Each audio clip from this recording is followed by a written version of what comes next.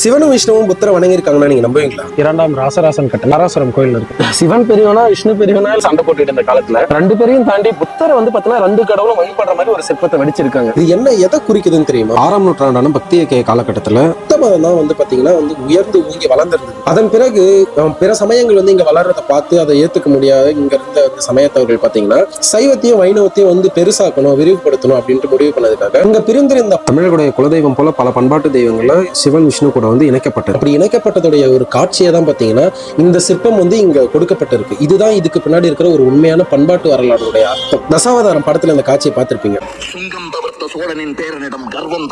இதுல என்ன சொல்றான்னு தெரியுது? அதாவது சுங்கம் தவிர்த்த சோழனுடைய பேரன் 2ஆம் குலோத்துங்கன் வந்து பாத்தீங்கன்னா அவருடைய காலகட்டங்கள்ல தான் வந்து இந்த சைவமும் வைணவம் சண்டை மிக பெருசா நடந்துச்சு. அப்படி இருக்கும்போது அவருடைய மகனான 2ஆம் ராசராசன் வந்து சைவத்தையும் வைணவத்தையும் தாண்டி புத்தருக்கு இப்படி ஒரு சிற்பத்தை வந்து எடுத்துருக்கான் அப்படின்னும் போது ரொம்ப வியப்பாவும்